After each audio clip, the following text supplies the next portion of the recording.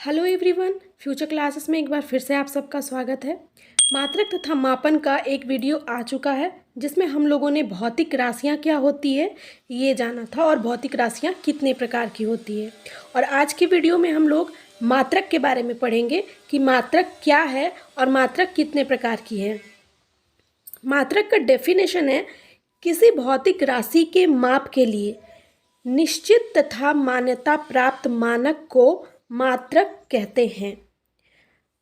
किसी भी भौतिक राशि, जो भौतिक राशियां होती है, उन्हें जब हम मापते हैं या तौलते हैं तो उनके लिए एक निश्चित मानक तय कर दिया गया है और ये मानक मान्यता प्राप्त होते हैं। मान्यता प्राप्त होने का अर्थ है कि ये चाहे भारत देश में हो या किसी दूसरे देश में हो, किसी भी राज्य में हो, मतलब पूरे क्षेत्र में किसी भी वस्तु का जो मानक होगा वो सेम होगा। हमारे लिए 1 kg, आपके लिए 1 kg बराबर होगा, ज़्यादा या कम नहीं होगा, तो वो मान्यता प्राप्त मानक होगा। अब ये मानक क्या है? मानक का मतलब है किसी भी वस्तु के माप या तौल के लिए हम कुछ निश्चित कर लेते हैं कि 1 kg इतना होना चाहिए। एक पैकेट में 1 kg है। जैसे अगर हम राशन की दुकान पर जाकर किसी भी राशन की डिमांड करते हैं, जैसे आटा, चीनी, चावल, तो वो हमें उनका वजन करके देता है, या तो केजी में या तो ग्राम में। तो उन्होंने एक मानक तय कर लिया है कि वजन जो है या तो केजी में किया जाए या तो ग्राम में किया जाए। तो केजी और ग्राम ही मानक है और इनको ही मात्रक कहते हैं। ठीक है। या फिर हम जब कपड़ा लेने जाते हैं थान से और हम 2 मीटर, 3 सेंटीमीटर, 5 मीटर ऐसे कपड़ा का मानक बताते हैं, तो जो मीटर और सेंटीमीटर है ये लंबाई का मानक है। कितना कपड़ा देंगे कैसे पता चलेगा? तो वो उसका नाप लेगा और उस नाप के लिए वो मानक का इस्तेमाल करेगा और वही मानक मात्रक कहलाएंगे, जो कि मीटर या सेंटीमीटर होंगे। तो भौतिक राशियों के माप तौल के लिए जो निश्चित और मान्यता प्राप्त मानक है उनको ही मात्रक कहते हैं। अब ये मात्रक कितने प्रकार की होती है? जिस तरह भौतिक राशियां 3 प्रकार की थी, मूल भौतिक राशि, व्युत्पन्न भौतिक राशि और पूरक भौतिक राशि, उसी तरह मात्रक भी 3 प्रकार की है। मूल मात्रक, व्युत्पन्न मात्रक और पूरक मात्रक। मूल मात्रक क्या है? तो जो मूल राशियों के लिए जो मूल राशि का मात्रक होगा वो मूल मात्रक होगा। जैसे मूल राशि कौन सी है? द्रव्यमान, लंबाई, समय। तो जो मूल राशियों का मात्रक होगा वो मूल मात्रक कहलाएगा। और व्युत्पन्न मात्रक क्या होंगे? जो व्युत्पन्न राशि के लिए मात्रक होंगे वो होंगे व्युत्पन्न मात्रक। व्युत्पन्न राशियों में कौन कौन सा था? आयतन, बल, ये व्युत्पन्न राशियां हैं और इनके लिए जो मात्रक होंगे वो व्युत्पन्न मात्रक कहलाएंगे। जैसे द्रव्यमान का मात्रक होगा केजी। हमने अभी देखा, चावल को वजन किया हमने, यानी कि चावल का जो द्रव्यमान था वो हम कैसे नापेंगे? 2 kg, 3 kg, 500 ग्राम। तो केजी जो है ये द्रव्यमान का मात्रक है।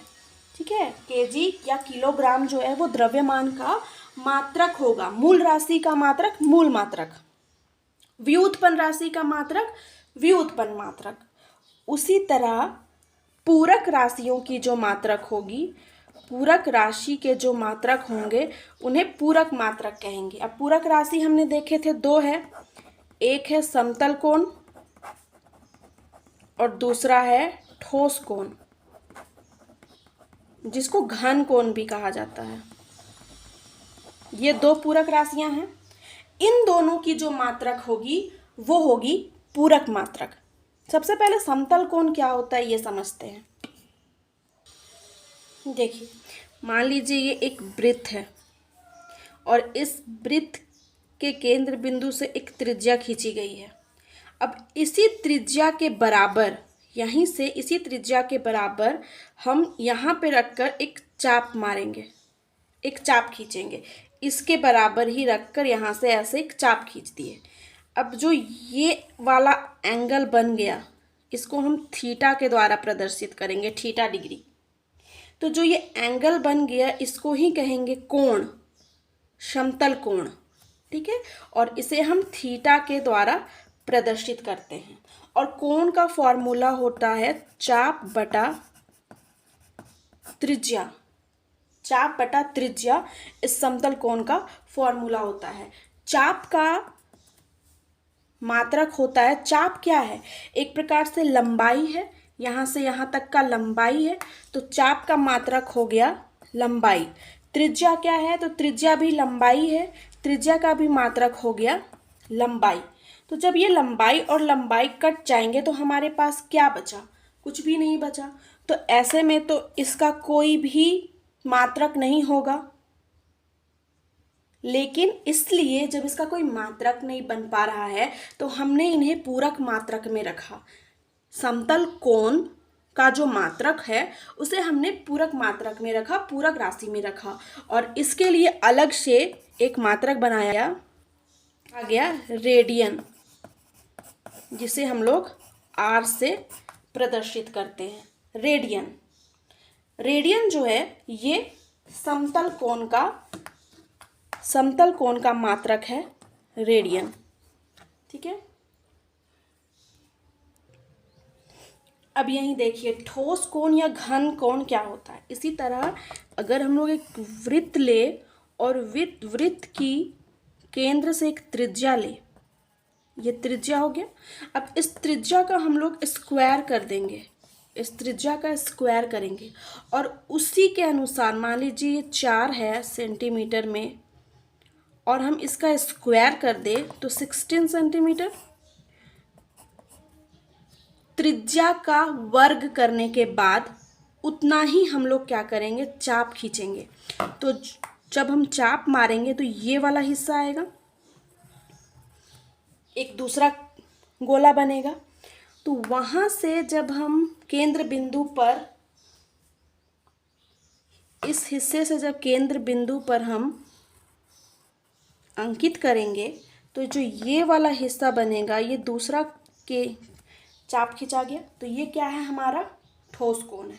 ये क्या है, ये हमारे लिए ठोस कोण है और इसे हम लोग ओमेगा के द्वारा प्रदर्शित करते हैं। और ओमेगा इज इक्वल टू क्या होता है, तो ओमेगा इज इक्वल टू होता है क्षेत्रफल बटा त्रिज्या स्क्वायर। क्योंकि हम लोगों ने त्रिज्या का स्क्वायर करके चाप मारा है तो इसलिए क्या होगा, क्षेत्रफल बटा त्रिज्या स्क्वायर। और ठोस कोण का जो मात्रक है वो है स्टेरेडियन। ठोस कोण का मात्रक क्या है, स्टेरेडियन। अब कुछ मूल राशि और उनके मात्रक को देख लेते हैं। जैसे कि द्रव्यमान, द्रव्यमान का मात्रक है केजी यानी किलोग्राम।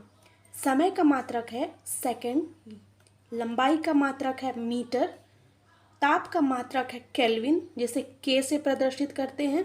विद्युत धारा का मात्रक है एम्पियर। ज्योति तीव्रता का मात्रक है कैंडिला और पदार्थ की मात्रा का मात्रक है मोल। तो ये कुछ मूल राशि हैं जिनके मात्रक